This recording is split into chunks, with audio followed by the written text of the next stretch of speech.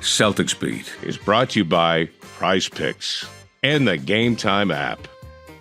What's up, everyone? Happy Friday, at least as we sit here and record it. Maybe you're catching it over the weekend or the show in, obviously, podcast form or video form on the CLNS YouTube page early in the week. Whichever the case, we thank you for being here, listening, watching, however you are consuming the content. Adam Kaufman, Evan Valenti. We are joined by Brian Barrett, host of the Ringers Off the Pike podcast, and great to have Brian back here with us. We didn't even realize, we've done each other's shows and talking to Ev the other day, who should we have on? It's like, man, it's been a while for Barrett. And I'm like, holy crap, it has. It's been months, I think, since Barrett has joined us. So while we sit and we wait for the Red Sox to sign Juan Soto, let's talk a little bit about, no, not going to happen. Heads are shaking. Let's talk a little bit about the Boston Celtics. Better than that. Boys, how are you, Barrett? How's it going?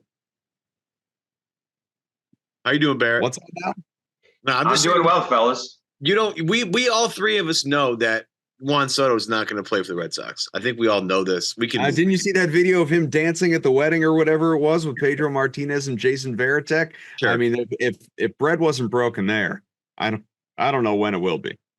Better chance, Soto to the Sox or John Henry buys the Celtics? Soto to the Sox. Soto, yeah, I think so. That's not where I expected that one to go. I thought it was going to be like Soto to the Sox or Patriots to make the playoffs, something like that. Yeah, I don't think anybody wants John Henry to buy the Celtics at this particular juncture, but the Juan Soto thing, I can't get myself excited for it, even though they had a 3-hour meeting, which I'm thinking to myself, why do they need to meet for 3 meetings or for 3 hours? What are they talking about for 3 hours? Like, hey, this is how we reading an article you. too, not to cut you off, but I was reading an article and in there it said that they met for 3 hours, but they never discussed money. So like, I would have started with money if I'm Soto. All right, like, let's not waste each other's time. What are you thinking? Here's what I'm thinking. Let's see if this is even realistic. Yeah. You know what's hilarious about this whole thing is they stopped negotiating with Mookie at $300 million. And whether you believe Mookie just never wanted to be here and he wanted to leave, I mean, people have that perception. But the point being is they stopped at 300, right? So Mookie's making around $30 million per season. These guys, it's unbelievable how poorly they read the market. Juan Soto wants a deal until he's 39. It's going to start at $40 million. Like, that's the low. Like, there's a chance he gets $50 million, right? Aaron Judge has already signed for $40 million on that long-term extension. So actually, if you think about it, I know this sounds crazy to say for a guy that's making $365 million, but for a guy that most of the time plays as a top 5 player in the sport, as long as he's healthy, Mookie is going to be drastically underpaid once Soto gets his money. And of course, Judge already got it. Yeah, I mean, look, we talk about that in the NBA all the time. You know, whenever someone gets a big fat new deal, when Jaylen Brown, a year ago was the highest paid player in the NBA, and we had to have the whole conversation again about it's not about the dollars, it's about percentage of cap and yada, yada, yada. And with the TV deals, and as the money goes up, you're going to look back in a few years and you're going to say that he's on a bargain contract, or like Peyton Pritchard, he's on a bargain, all that. And it's true. The money only goes up. The money is never going down. That's not the way this works. And so, yeah, at a certain point in time, and we're far enough removed from someone like a Mookie Betts signing that new contract a handful of years ago now, that you can look at it that way. It's depressing, but you can't help but be happy for him, obviously, because he probably, even had he signed with Boston and stuck around, wouldn't have a couple more World Series championships in his back pocket. So, obviously he chose right. But look, it's a basketball show for people that have either fast forwarded or already turned things off. Let's talk about the Celtics, the 4th best team in the NBA record wise. I am giving them that slander, that treatment, because that's what happens when you dick around with the Atlanta Hawks and lose a game that you were favored by like 15, 16 points going in. I mean, they have 3 losses on the year. You want to lose to the Pacers in overtime? Okay. I mean, should have won that game, but it happens. Fall to the Warriors. Look, Steph was out of his mind, and Golden State is to be taken seriously, at least at this moment. We'll see about down the line. You don't lose that game to the Hawks. That was irritating. It was just irritating. Now, I know Ev does, wants to, like, I'm not going to bitch about it for the duration. Sounds like you want to, though. I mean, might as well get off your chest off. I want to because I want to because it cost me money. But putting that aside, it just I want to see. I don't want to see the playing with the food. Like, you're going to lose games, and you're going to, you're going to fall at like most regular season games at this stage. I understand the big picture of it all don't really matter. It all adds up over time. You're going to get your seeding, whatever it is. They don't care if they're the number one. I don't care if they're the number one seed. Like, I don't need them to win every game. And I realize it wasn't a blowout. They only lost by, 1 point, which credit to Miko for being a true Celtics employee. But, coming on after and doing, he mentioned that in terms of the NBA Cup, like, if you're going to lose, point differential is important. They only lost by 1. Yeah, fine. And I don't care about the winning the NBA Cup. That is not important to me at all. It's like, it doesn't even begin to register to me. I don't even care about the NBA Cup, let alone which games are NBA Cup games and which ones are not. I just want to see them don't look stale, from the jump and have to play catch up, or conversely have a big lead and then, sort of take your foot off the gas and get complacent down the stretch. And all of a sudden, when you have to snap back into action and take things seriously again, it's sort of too late. Yes, that was a winnable game. They had an opportunity at the buzzer and they didn't do it, but it was just an irritating loss. They bounced back. They demolished the Nets. I'm not worried about Boston or anything like that. Just to be perfectly clear to anyone out there watching or listening, there are just certain games that, as you're watching them, are a little aggravating. And I think, Ev, I am within the right. I know you do your whole social media thing. I don't want to hear people complaining about singular games and da-da-da. But look, singular games are going to be annoying. Yeah. Am I alone here, Barrett? Do you feel that way when you're watching these things? You're often doing post-game shows. Well, for me, I gave myself 24 hours to kind of be upset about that game, because it was crazy to me. Joe Mazzulla always talks about the margins, right? And the Celtics got outshot by 25 field goal attempts in that game. It's very difficult to win. So they gave up 20 offensive rebounds, which Houston is first in the league at 15.3, so almost 5 more. Points in the paint, 68. Memphis is number 1 at 60.3. And turnovers, 20. Utah averages the most in the league. They're just under 19. So they were the worst turnover team basically in that game, worst in terms of giving offensive rebounds, and worse in points in the paint. Yet they still had a chance to win at the end of the game, and all these things happened, right? When you think about the fact that Dyson Daniels has that shot that he misses, and Okongwu puts it back in to give them the lead. Drew Holiday throws the ball into Tatum. Tatum can't make the catch. You have a turnover in that particular situation. Even before that, Jalen Johnson late in the game loses his shoe, yet still gets his own offensive rebound, kicks it out to Larry Nance, who somehow hit every 3 that he took in that particular game.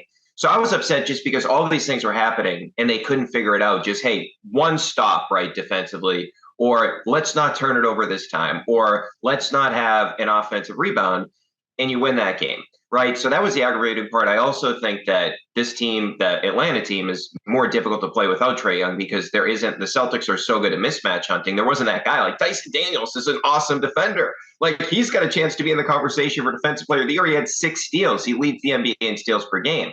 But the thing that I look at is, how do you respond, right? So like I said, obviously, as somebody that wants to see this team win, I'm aggravated after the game. But against the Nets, those same numbers, offensive rebounds, the Nets had 3. The Pacers are last at 8.2. Points in the paint, the Nets in that game had 40. The Celtics are actually last in the NBA at 40.8. Turnovers, they gave up. They had only 8. OKC is first at 11.8.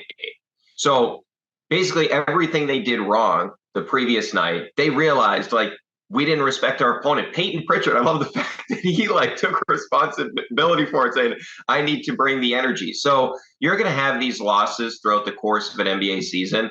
My whole theory now with it, because we've seen what they can ultimately do win a championship, I'm only giving myself 24 hours to get upset about one loss, unless it's like, now we see this trend throughout the season where it's like, hey, they've lost 3 or 4 games. Like, what's going on with the Celtics? At that point, maybe I'll be more concerned. But I love the bounce back against Brooklyn.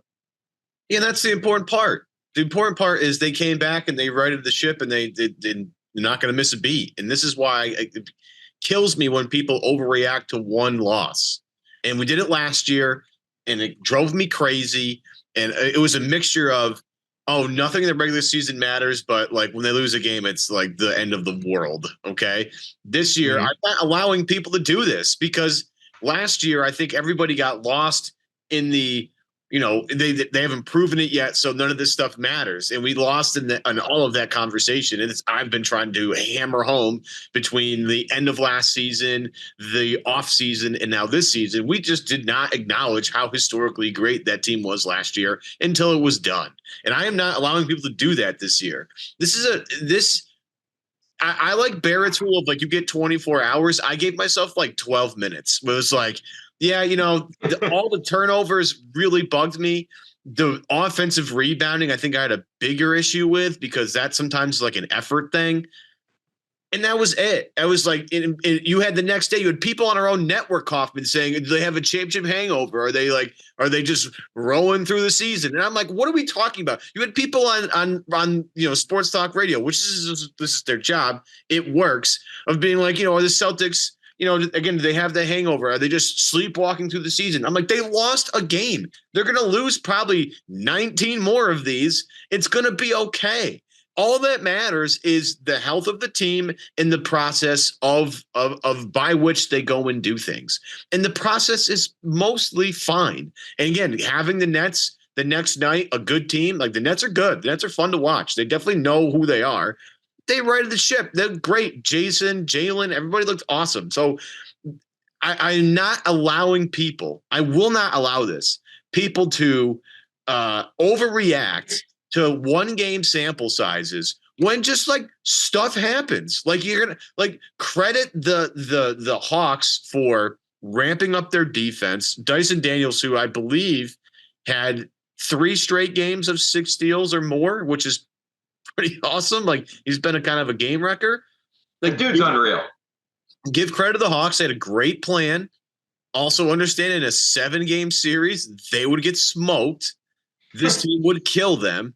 But hey, like also, and this is like kind of Joe Mazzulla-esque, be like, hey, like take the time and say like, oh, this is a way other teams might try and beat us later in the season. Let's make sure we have an answer for that next time we see a defensive coverage like this. Like, and you have to take it as that was an opportunity for a team to show us where we're weak and an opportunity for us to make some changes before like games really actually matter here. So I am not Kaufman. I'm not letting you hijack this episode trying to, the sky is falling because the team lost a 1 point. Not falling. I never said the sky's falling. Although I do like what Barrett brought up about Peyton Pritchard, because while I certainly do not like, it is laughable. I don't hold Peyton Pritchard accountable for, a 1 point loss. He's like your 6th most important player or whatever it is. So that's fine. But in fairness, he did have a crappy game. And it's very rare that Pritchard has a crappy game. And I mean, he shot 2 for 8, all from 3, obviously.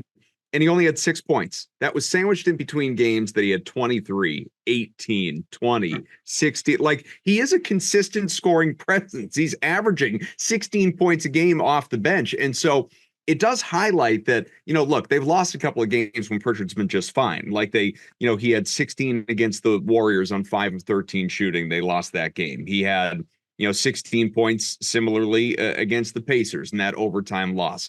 So you're certainly not looking in Peyton Pritchard's direction when you lose that game. But there is a part of me, and again, don't hold him responsible, but there's a part of me, since Barrett brought it up, that does say, man, Pritchard makes one more bucket, you win that game. Like, it was an uncharacteristically bad game for Peyton Pritchard, where like these games were normal for him last year. It was a little more abnormal that he had 16, 18, 20 points. That's kind of the norm at this point. He is the leader of that second unit and scoring at a productive, consistent clip. And so when he has that blip on the radar of only 6, 8 points or whatever it may be, Boston is sort of in a situation where, oh, okay, well, they might win in spite of it, and they've got enough weapons, but maybe that is kind of a difference-making thing. Just something to pay attention to maybe going forward. But the other thing, the whole championship hangover thing, there are just certain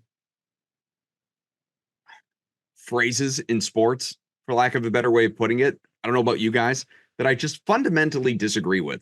Like in the NFL, you probably talk about this all the time, Barrett, on your show. Look ahead spots. Like the Chiefs aren't taking the Broncos seriously because they got the Bills next.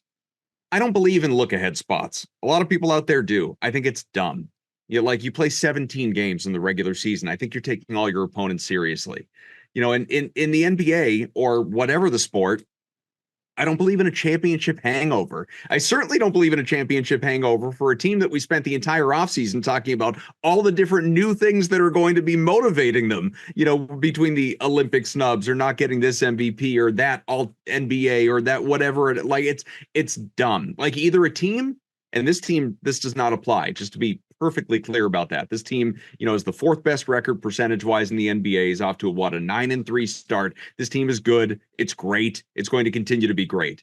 But if a team comes in limping into the next season off a championship, maybe you've made some changes to your roster, or maybe somebody is hurt, or maybe you just suck. But I don't think that all of a sudden, like they off season wasn't long enough. Championship hangover, like it's stupid. It doesn't mean you're automatically going to win a championship the next year. It's very difficult to go back to back and have that sustained run for all of those months and the extra 2 months in the postseason. And it's incredibly impressive when teams put those runs together, like the aforementioned Chiefs chasing a third straight championship. But I think if we could while we're putting things aside, Ev, if we could cast aside the notion of a championship hangover, Barrett, that would be wonderful. Yeah, well, I would just say this is look across the league right now, right? There's 4 or 5 teams that came out of the gates where they're ready to go. OKC's rolling, and they're now dealing with this Chet injury. The Cavaliers have been awesome to start the season, and Golden State has sort of been a surprise. They've been really good. Look at the Knicks. They've been a dumpster fire. As great as Karl-Anthony Towns is from an offensive perspective, he's just as bad defensively. The numbers with him on the court are terrible, in the 9th percentile, and he, by the numbers, is the worst rim protector in the NBA. The Philadelphia 76ers have a real situation with what's going on with Joel Embiid. Look at Minnesota, right? A team that just made it to the conference finals. They just dropped back-to-back games to Portland. And look at the Dallas Mavericks. I mean, the Dallas Mavericks have not been good to start the season either. So I think when you look at this Celtics team in particular, you mentioned Pritchard. This is a guy that is averaging more points per game than the player that the Knicks gave up 5 first-round picks for in Mikal Bridges, okay? So when I look at this team, we see improvement across the board. Pritchard is better than he was last year. Look at Tatum. Tatum's the only guy in the NBA right now that is in the top 5 in free throw attempts and made threes per game. You look at Derek White and Peyton Pritchard. There's 5 players in the league that are taking 9 threes per game and hitting 40% of them. So 2 of the 5 are on the Celtics, and Peyton Pritchard and Derek White. Jaylen Brown, number 3 in the NBA in transition points per game. And how about this? He is up to 8 free throws per game. And I know he missed some critical ones. He took 4.3 last year. This is a Celtics team that is now in the top 10 in free throws per game compared to the bottom 10 that they were last year. And their whole idea of shooting more threes, it's on a totally different level. I mean, you look at the attempts, they're 50.4, Charlotte's second at 44.9. It's more than a 5 attempt gap. The makes 18.8, the Warriors are 16.1. I was talking about this on my pod with Michael Pina the other day. 244 made threes. So 732 points, if my math is correct. And their opponents hit 163, 489. So we're 11 games in, and they've outscored their opponents by 243 points from the three-point line. I mean, this is like historically unbelievable stuff. In a league, Pina made a great point. Like, everybody's now taking threes. Everybody's trying to take threes, and they're still taking way more threes than everybody else. So I've been encouraged by what we've seen from the team. We've seen improvement from Tatum. He's much more efficient than he was last year. We've seen improvement from Jaylen. Derek White has a legitimate bona fide all-star case, not just like, hey, look at the advanced metrics, look at the on-off numbers. Like, he's averaging 20 points a game on ridiculous efficiency, right? Peyton Pritchard, plus 6,000 to win 6 Man of the Year before the season. Now he's the favorite. My only concern, really, quite frankly, with this team, besides health, because, of course, at some point they're going to get the unicorn back who hasn't played a game for this team. My only concern is, like, Al at times looks a little bit slower. I mean, the numbers with him on the court defensively and at the rim have not been good. That's my only, like, little concern, because we saw what happened, how good he was in the postseason. But I truly believe that Al will be able to dial it up when it's necessary. I mean, and this is all with Hauser finally hit 3 threes in a game because he was dealing with an injury. He did that against Brooklyn. So I think, if anything, this team is not hung over at all from the championship. I think they're ready to go. And I quite frankly think this is a better version of the team we saw last year. We're going to take one quick break. Tell you today's show is powered by Prize Picks. Prize Picks is the best place to get real money sports action. With over 10 million members, billions of dollars in awarded winnings, Prize Picks has made daily fantasy sports accessible to everyone. You just pick more or less on at least 2 players for a shot to win up to 100 times your cash. Run your game all season long on Prize Picks, Ev. Yeah, Prize Picks is the only real money daily fantasy platform with an insurance policy so that if your lineups stay in play, even if one of your players gets injured, and if your player leaves the game in the first half, doesn't return, Prize Picks keeps your lineup live. And Prize Picks invented the flex play, which means you can still cash out if your lineup isn't perfect. You can still double your money even if one of your picks doesn't hit. Kaufman, nobody, and I mean nobody in the industry is coming close to the kinds of perks that Prize Picks offers on a daily basis. It's not hyperbole. That is fact. So if you think Steph Curry's going to get more than, say, 4 3-pointers next week, or Anthony Edwards more than 27 points, cook up your hot takes with your friends and then go out win real money this basketball season when you and your crew run your game on Prize Picks. Download the app today. Use the code. It is CLNS. Get $50 instantly after you play your first $5 lineup. That is CLNS code. What's that, Ev? What's that code? CLNS? Yeah, it's our initials, CLNS. Easy. Nice and easy. $50 instantly after you play your first $5 lineup. Prize Picks, run your game. Let's get back to the show. Yeah, we won't really know that until KP comes back when you see this Death Star that's fully operational. And we got a little bit of an update today during some of the press conference stuff that they've had so far today. I believe Mazzulla said today, comes from everybody, but I'll read Bobby Manning's just because it's just right in front of me. Quote, Kristaps Porzingis had advanced to some on-court work and involvement in practice, Joe Mazzulla said. Quote from Mazzulla, some reads versus the coaches, some up and down work, some 5-on-0, and versus the coaches, he's getting there. So, again, I like the fact that, Boston is not putting a timetable on this. It's just like he'll be back when he's fully ready to go. You're seeing a lot of people just mention the on-court stuff like before the game. I think Forsberg was talking about, KP's on-court workout prior to the Nets game. And, the fact that he traveled them was a little bit different and a little unusual. He's been traveling in road games. I think the fact that Brooklyn is just super close to Boston, I think probably helps. But that's going to be the really fun part. Because Barrett, I agree with you. I think this team in certain areas has stepped up. You look at, and I've been trying to find some ways to highlight this, but I will have to probably put this for like a Twitter thing later, where I detail what I'm looking at. But I feel like both the Jays have leveled up, not just like a little bit, but like considerably. And it's more about their shot profile and how they're shooting. Like you mentioned, Jaylen shooting 8 free throws a game. Why is that? Well, he's absolutely killing matches right now in the post and in the mid-range area. This is one of the things that Kaufman, you and I talked about with Brandon Anderson about how, like, the difference between Mikal Bridges and Jaylen Brown is Jaylen feasts in an area that's usually not common anymore. He's one of the best mid-range shooters in the league, and he's turned into an absolute low post monster. And I think that's a credit to working with T-Mac and also working with Sam Cassell and some other things. Tatum's shot clearly looks way better this year. And if, as I said last year, if Tatum shoots slightly better from 3-point range, he's probably like hovering around 30 points a game, and he's right in that MVP conversation. Not only that, the offense runs smoother with him. You've seen many times throughout the season, Scal, Andrew mention whenever Jaylen or Jayson gets doubled that it's not a winning formula because of the way that they move the ball now.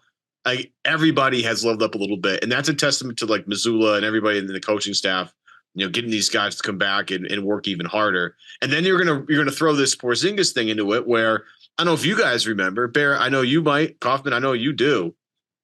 KP and Jaylen were awesome together last year. It was a revelation. Like I feel like KP unlocked Jaylen a little bit, and so to have a new Jaylen-ish to come back to, like, I'm all smiles. And again, just like you said, Kaufman, take your time. There's no rush here. things are going to be fine because the bigs have sorted themselves out. Little Cornet here, a little Kata there, a little Horford here. Take your time, big guy. This is going to be.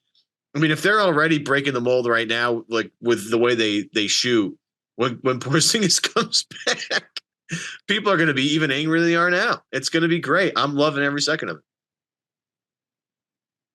Yeah, I'm excited for him to come back. I think they obviously need him in a series against, like, say, Cleveland in the postseason, just because Cleveland's been so good to start the year. The one thing that I think when I think about Porzingis right now, I think they actually miss him more on defense. Like, you look at the rim numbers, this is cleaning the glass. 67.1% opponents are shooting 20th, and last season that was 63.6%, which was 5th.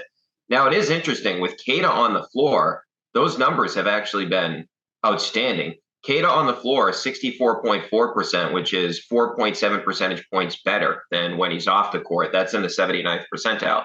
Kata, though, does make a lot of mistakes. Like the other game where he fouled Cam Thomas at half court, I'm like, what's the upside here? And then like 2 plays later, he makes this unbelievable chase down block. So I think he's been certainly fun to watch. But you mentioned Jaylen and just his ability to sort of like get into that mid-range game. Imagine what that's going to be like when Porzingis comes back, because they're playing like Al Horford. There's a different respect level with Al's three-pointer compared to Kristaps Porzingis. And Kata is a roller, and he's actually been really good with Tatum. Tatum's always played well with an athletic big. You think back to Robert Williams. But obviously when Cornet plays, Cornet is not a shooter. He's a roller. And then Tillman has just been exiled. I mean, they thought like maybe he could shoot. It's crazy. Like Kata's just jumped all these guys. So when they get Porzingis back, this is like the luxury of having this team.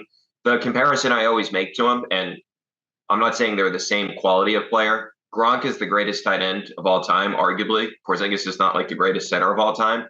But I always feel like, hey, the Celtics just proved they can win a championship without Porzingis. Now, maybe that changes this year with some other teams being healthy too. But I feel like when they have Porzingis, I don't think anybody has a chance against them in a 7-game series because he just unlocks something that nobody else on this team can. And I will say this, Tatum right now is leading the NBA in isolation points per game, and they're using him in a very similar way to, remember last year, Porzingis was the most efficient post player in the league because Porzingis wasn't posting up like Joel Embiid. He was posting up short guys he could just shoot over. This is why Tatum's isolation numbers are so good, right? Now, he can go by a like-sized player, obviously, but how many times do we see inverted pick and roll with Derek White and Jason Tatum, and Tatum's like, oh, I got a small guy on me. I'm just going to bully this guy and get to the basket. Or he's much better. This is one area I think Tatum's much better this year. He's so much better going by big guys. It always used to be, let me get to my step back. He still does that, and he's obviously shooting better, but he's so good getting downhill against the big guys. So I do think that's something that's sort of switched where they're like,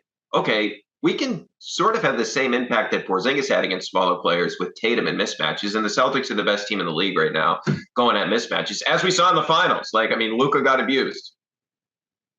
While we're talking about Tatum, and you mentioned obviously the free throw opportunities ballooning for Jaylen Brown, Tatum is also right now at a career high attempts per game, 8.9. And that is more than two more than last year. Last year was at 6.7. So it's a whole extra trip to the free throw line per game with the 9 attempts, basically. Now, excuse me, the percentage has taken a step back. He was at 83% and change last year, down from 85 the couple of years before that, and 87 going back a handful of years. 81% right now, very early on, plenty of time, obviously, to, lift that up. Numbers jump all over the place. Why does he take the tees? Is this just a superstar thing? That's exactly where I wanted to go. So, sorry. Kate, no, I'm glad you brought it up. So part of the reason that the percentage is what it is, because the man just keeps missing technical foul shots. He's out there on the floor. Someone's got to take it.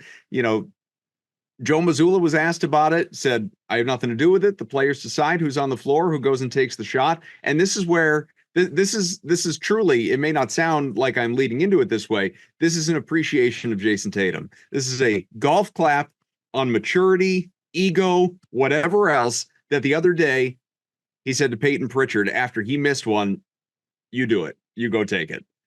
I love that. I absolutely love that. And that's not me saying like, Jayson, you keep missing these things, please stop taking them. I mean, maybe, depends on who's on the floor. But him recognizing that he's in a little bit of a rut, he's got the yips when nobody's around him shooting free throws. I don't know what it is. I don't know why he's missing these shots. It's not like he's a bad free throw shooter, but Payton is borderline automatic. And for him to, I don't know. I can't sit here and say like, oh, would LeBron ever do that? Because I have no idea if LeBron has ever done that. But I don't look at LeBron and think of him as someone that would do that, or many of these other guys that are the stars of the league that, could justify handing it off like you go take it. And so I appreciate, again, I think there's a maturity aspect to this that should not go unnoticed or undiscussed, that Tatum's just saying, like, Payton, you go handle this, go get us the free point. Because honestly, some of those in the past week have been a little detrimental. They've almost been momentum shifting in missing these technical opportunities. Hell, the overtime the other day, they started with a technical free throw and he missed it. So like these, again, I'm rambling, but Barrett, I like the fact that Tatum is recognizing, for whatever reason, mentally, this is an area of weakness for him right now, and he doesn't have to do it. Yeah, well, I would also say like that sort of goes to his personality, and you could do Derek White too. Derek White is like never. I don't think he's ever missed a clutch shot in his life, so I don't think he's going to miss a technical free throw. He's been like a 90% guy for the past two seasons, but that's sort of Tatum's game, right? Where it's like, you mentioned the technical foul thing, but think about how often he screens. And besides like big guy superstars, not a lot of wings and guards. Like Steph Curry does it. That's why he's one of the greatest, not the reason, but part of he's a very unselfish superstar, right? Like he doesn't care if he's running around and because two guys chase him, somebody else gets an easy opportunity at the rim. Tatum's similar in a different way. Like this guy screens all the time. And we think back to the NBA Finals, even though he wasn't shooting the ball well, it didn't distract him from doing the other things, right? I mean, how many guys right now in the NBA could play point guard on offense, because that's what he had to do. He had to be the playmaker so they could bring out the big. So in that series against Dallas, he had a game where he had the most drives in the history of his career. He's been in the NBA for a long time now. And in the finals, he did this, right? Which is not his game. He's not really a high drive guy. He's a very efficient drive guy when he does it, but that's not ordinarily what he does. So he's playing point guard, and then he's guarding the other team center. Like, it's one of the most underrated parts of their championship is because you had this guy, because you have this wing that can guard centers. I'm not saying every center, obviously can't guard Jokic, but that type of center, like a rim roller like Gafford and Lively, it took away the Mavericks' best play.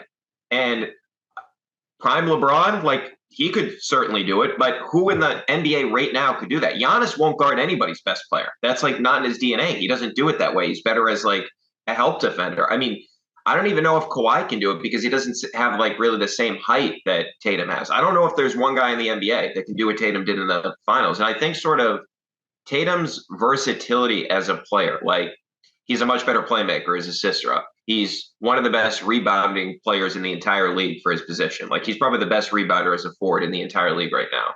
He now can shoot threes better. He can get to the free throw line. There's really, and he's an elite defensive player. There's really no holes in his game. When you look at the other best players in the league, like Jokic is on a different level right now. Like he is just carrying that team, and he's not the detriment on defense that people thought. But like take Luka, we just saw it in the finals, right? Luka's not a guy that he has a real weakness that can be exposed. Just saw it last night, or what I should say Thursday night, as he literally fell asleep and let Jordan Clarkson throw a pass backdoor to lose a game in the final seconds. Yeah, I know. Like even Giannis can't shoot. You know what I mean? Like he legitimately can't shoot. Okay, so like that's the concern. And look at Giannis like the past couple of years too. Like his health record is not the best. By the way, not to go on a digression, although I think I just went on a digression. It's like that thing with Jaylen. I mean, that was embarrassing. Oh, the childish thing where he called. Yeah, that was embarrassing. Which aspect of it? Giannis's behavior, Jaylen calling him a child and getting ripped by, not ripped, but poked at by Nike, and then Jaylen answered. Like, which part of it is embarrassing? I thought the Giannis part was the most embarrassing because, okay, you elbowed the guy, and like that happens, right? It's a basketball game, but either ignore Jaylen, don't go up to him, or actually shake his hand. Like I think any of those other things would have been better than his decision. Like that was like when you say child, that like literally is a childish thing. That's like, Oh yeah, Kaufman, I know you have kids. My Like children will do. yeah, kids do that to each other, right? Like it literally like Jaylen, I thought explained it perfectly that it was childish. Jaylen's like, I don't have any time for this right now. Like that was Trying to win a basketball game games. Here, you dink. yeah.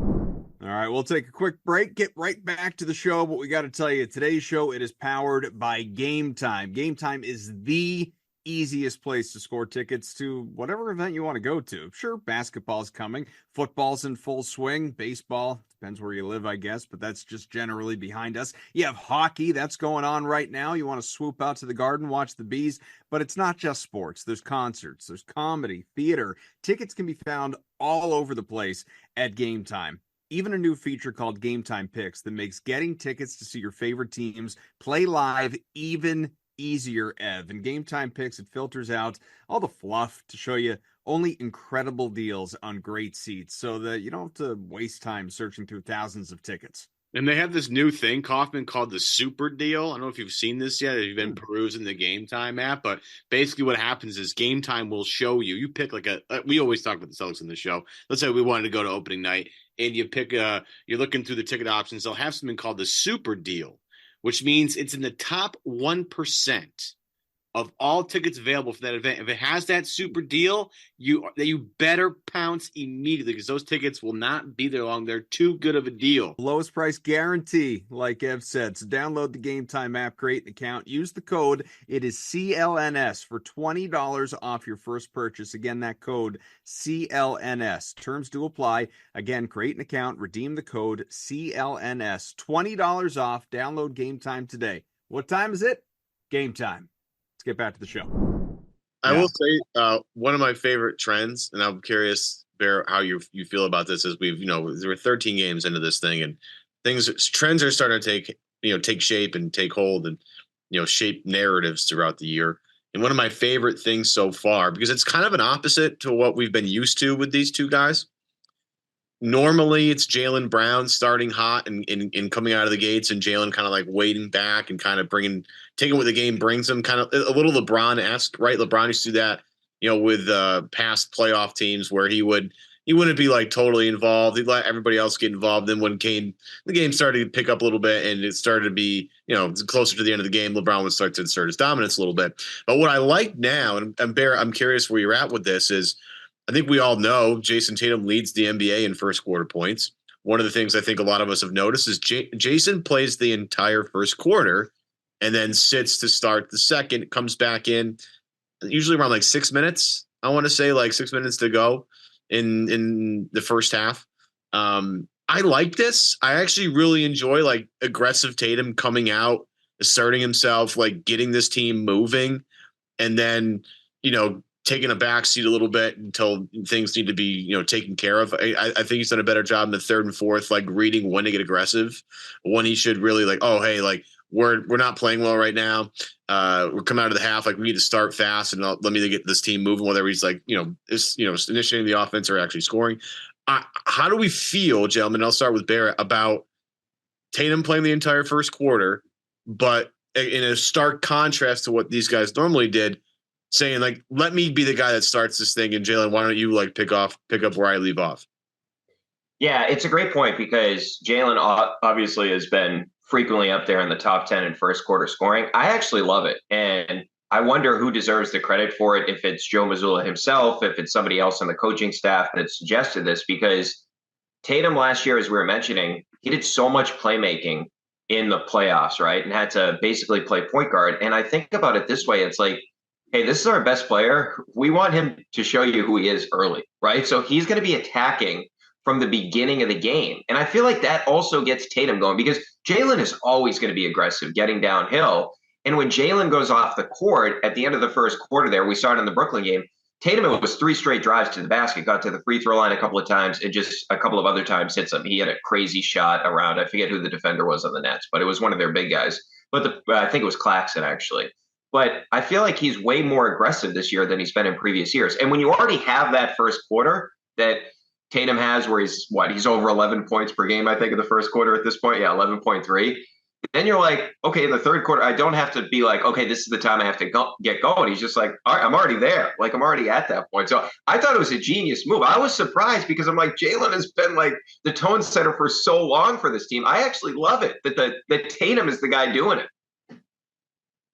Yeah, we got so used to the first quarter Jaylen shout outs anytime we were watching a game. And look, it still pops up from time to time. We've seen a couple of vintage first quarter Jaylen performances so far this year, but I'm in line with you guys. I like that they're just, right now, big picture, we're a big picture show. I think they're just sort of in an experimentation phase a little bit. All right, we know what we're capable of. We know what we did last year. We got to the promised land. People are still in the organization collecting their rings, what feels like on a daily basis. Right now, let's see what we can do a little bit differently before we have Porzingis, and who knows if the guy's going to make it through the year healthy anyway, and what different looks we can throw at certain situations. And so this one is different. It's a look outside the box, compared to the way they did it last year, and it's clearly worked out. It's as long as everybody is on board, keep rolling with it, keep doing what you're doing. I know that we are relatively tight on time, so I want to mix in a couple more things, including a big game, seemingly, that the Celtics have on the way. It'll be big regardless, but could be particularly big because the Cleveland Cavaliers are the only unbeaten remaining in the NBA right now. They are 13-0 atop the Eastern Conference with a game as we sit here later on tonight. I do think it's a game they could lose. I don't think they will, but I think this is at least one that I am entertaining as a possible loss for Cleveland, and that is the Chicago Bulls. But it's in Cleveland, probably won't be a problem. I don't think Donovan Mitchell will allow it to be a problem, quite frankly. So in all likelihood, they do win. And then, provided they get past that, I'm not in the least bit worried about the Charlotte Hornets in their next game. And so we could be looking at the 15-0 Cleveland Cavaliers playing host to the Celtics on Tuesday night, which I bring up this game because it's before, we'll be recording next. And so I'm just curious, one, if you think the Celtics knock off if they're still undefeated Cleveland Cavaliers, or independent of what their record is, if Boston wins that game, but also what you make of what you've seen so far of the Cavs and exactly how seriously we should be taking them. Because, the Bucks, the Sixers, they are a disaster. And honestly, I don't think they're going to climb out of it. I don't. I'm not saying both are going to miss the playoffs, but even if they squeak in, play in tournament, playoffs, whatever it is, I don't think they're going to do anything when they get there. So I think we need to start to kind of reassess who the actual threats in the Eastern Conference are. I said coming into the year, the New York Knicks, right now, they're a middling team. They're below 500. It's not quite working the way they want it to. But it's early. That stuff can take time. Didn't take time for the Celtics last year when they brought in their new pieces. But for most teams, when they do bring in new assets, it does take time. Look at the Timberwolves, who Barrett brought up before. So what are you thinking of Cleveland and just the East in general? So for me, I do think Cleveland is the best team besides the Celtics, and kind of an obvious statement based on the fact that when we're recording this, they're undefeated. But the Knicks, they have real issues defensively that we went through. And I would also say, I don't think Mitchell Robinson is curing those issues, because how often is he going to be on the court? And Karl Anthony Towns in Minnesota, the reason they traded for Gobert is because he can't play the five defensively. We saw the Celtics pick on him on opening night. So unless Mitchell Robinson is like what we saw last year from Hartenstein, I don't think that the Knicks are a threat.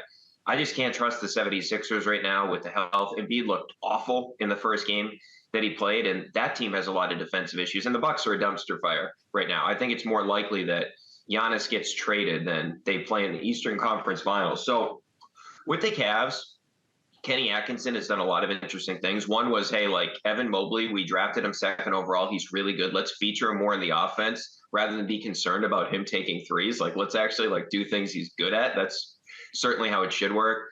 With Mitchell and Garland, they've played better together. There's two things, though, that the reason I think there'd be a difficult series, and I think that you would need Porzingis for this one because he can pull one of those bigs out. Like, you can't leave Porzingis. But the one thing I'd say about them, the Celtics' two best players are wings. I don't know if they have the answers for those guys defensively. Like, I know Mobley's a great defender and an awesome defender, would probably be in the conversation for Defensive Player of the Year. I don't think he can cover one of your wings. And the other thing is this, guys. Their shooting, it's not sustainable. So 5 guys in the rotation are shooting north of 40%. LeVert, his career 34.3 is at 45. Garland, career, good shooter, 38.7%, but he's almost at 45. Mitchell, 36.7%, he's at 40.7%. Jerome, 36%, not a lot of attempts. He's at 57.7. He's been a revelation for them. I actually think he's a good rotation player. The biggest one is Okoro. He's at 35.2% for his career, 48.5%. So with Cleveland, yes, their offense is much better than it's been, and give Atkinson credit, right? They do a really good job staggering their 2 guards and staggering their 2 bigs. I just, from the way they're made up, I don't think they have, as great as they are defensively, I don't think they have the right answers for the Celtics defensively. And I don't trust their shooting. Like, I'm sure Garland's going to shoot over 40%. The guy's an outstanding shooter, but the rest of these guys, maybe Mitchell will. The Okoros, the LeVerts of the world, I don't buy into it. Yeah, I don't know. Isaac Okoro, when he got drafted, he was not a great shooter. It was more about defense, and he hasn't really done anything to really bring the offense along from a shooting standpoint. The Celtics should be comfortable leaving him alone and just saying, hey, if Isaac Okoro is going to beat us in the corner, then so be it. This could be a fun game. Again, this is a game that I think Boston will be up for. So it should be a fun one just in terms of like energy and things. I think Boston will want to go in there. There's this thing that happens, and you can see it with Golden State, especially when anytime they play a big game, Steph Curry is just still like, I'm the baddest guy here, and we're gonna win this game. Like there's a real energy to that, and you can feel it every time you play them.